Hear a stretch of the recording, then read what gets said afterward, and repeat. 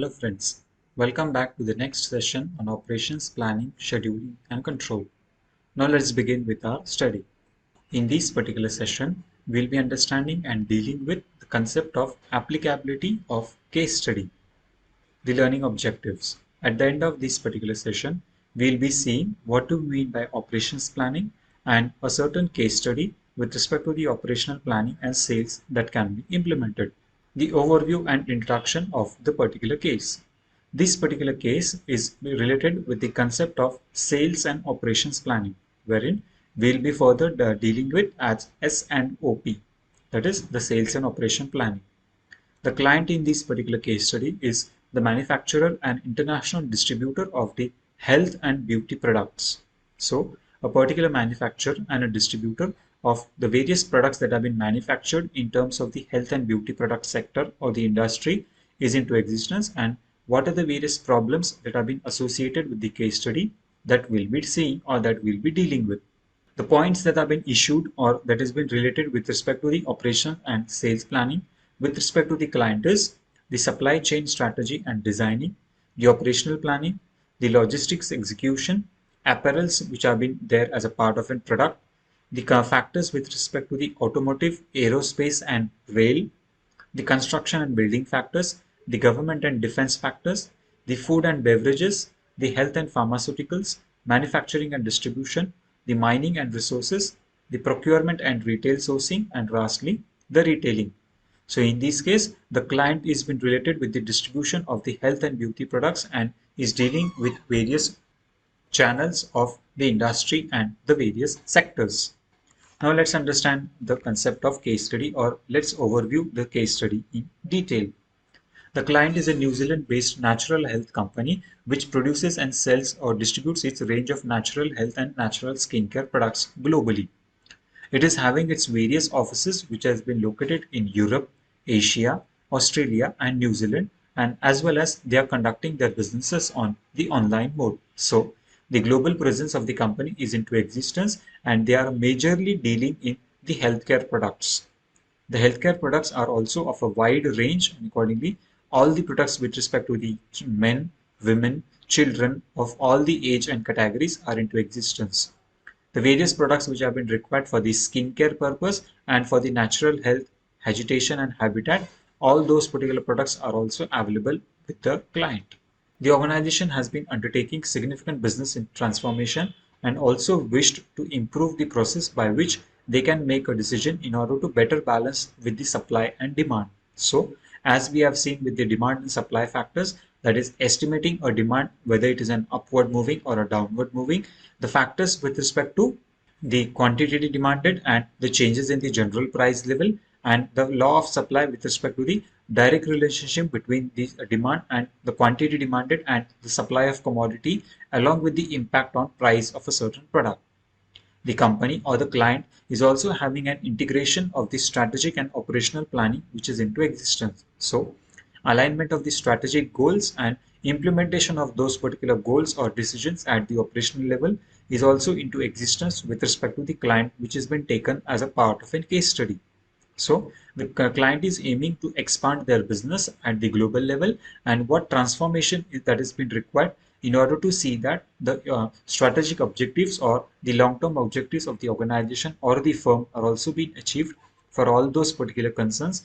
The benefits or essential activities are being undertaken by the respective client. The client is also engaged in designing and selling the operational planning processes which will build on the organization's existing planning and capability in order to meet the necessary needs. So, in order to see that the necessary needs of the client have been met and they have been fulfilled, the client is also looking for to see that how those particular global strategies can be implemented at all the levels, and accordingly all the factors with respect to the selling department, operations department, planning department, inventory department, finance department can be implemented, and a global product or a global company can rule the entire market.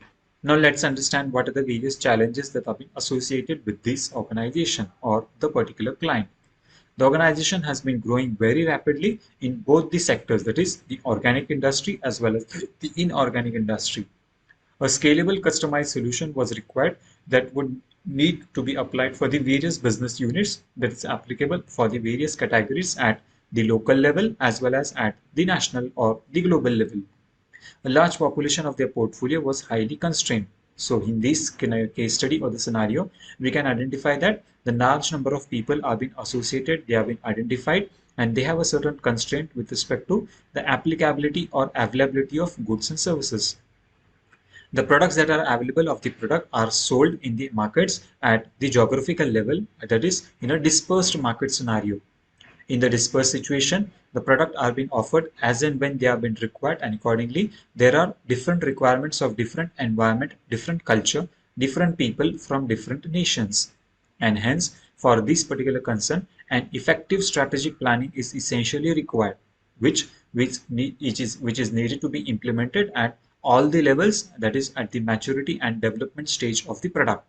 So when we understand or when we see the product life cycle, the product is at the maturity stage and it needs to develop a certain strategies wherein the product does not move to the decline stage, and accordingly it sustains or controls or regulates or governs the market in the continuing basis.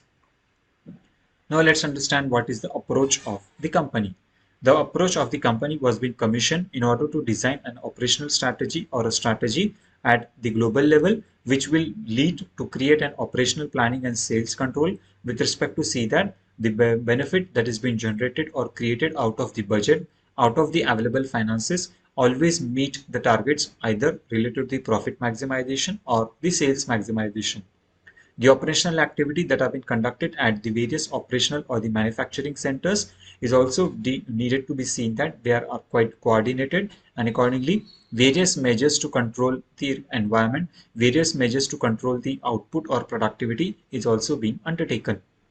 The budgetary policy with respect to the working capital requirements of short-term nature or the long-term availability of funds and sources of capital also needs to be employed in order to see that the monthly, the quarterly and annually budget requirements are also being met.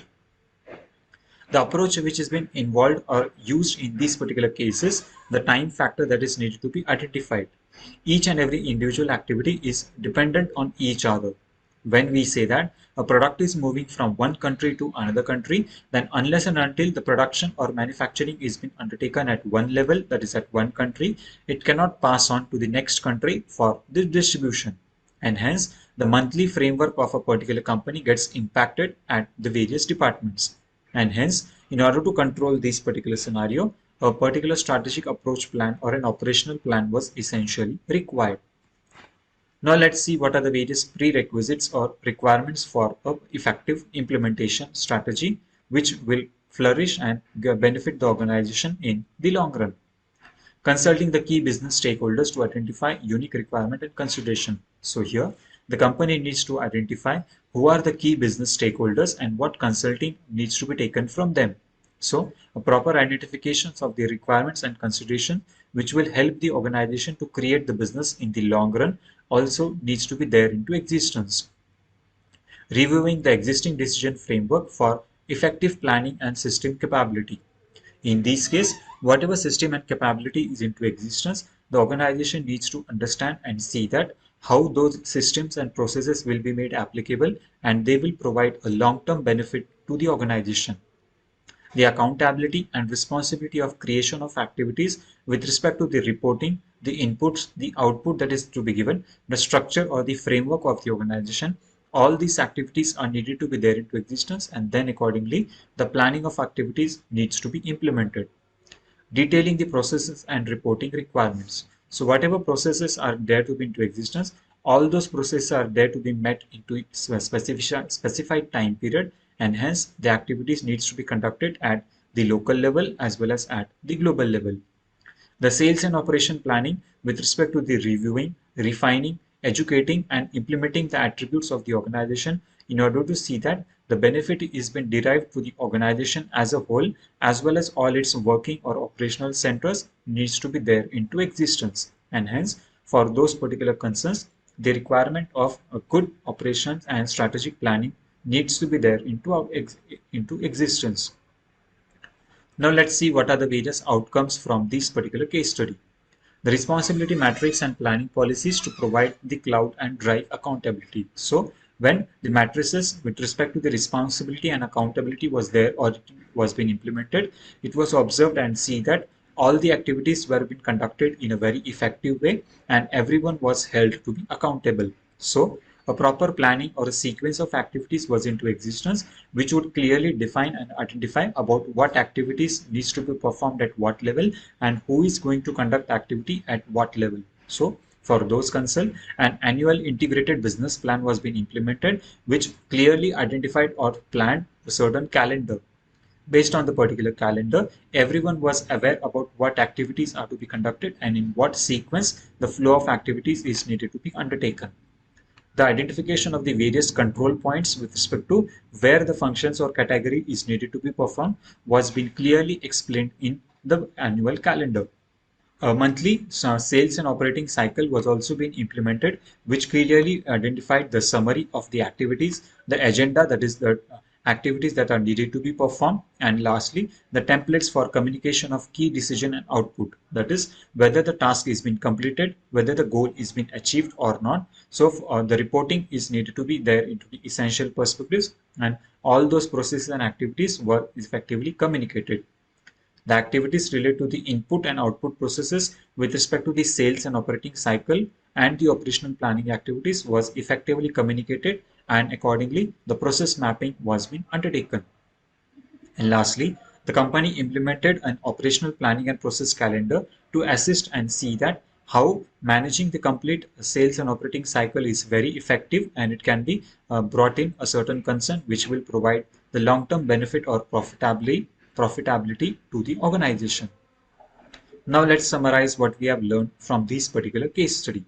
From this particular case study, we have seen about how operational planning and systems control can be there into existence, and a certain client with respect to the need of the operational planning can be implemented and the effective sales and marketing strategy can be utilized. Preparation of an operations calendar, preparation of the various cost centers and effective centers through which the annual planning budget can be there into existence and everyone can be held accountable and responsibility centers can be identified about what activities needs to be performed at what level. So that's summarizing of this particular case study. I hope you must have enjoyed the learning. Thank you for your patience listening. Thank you.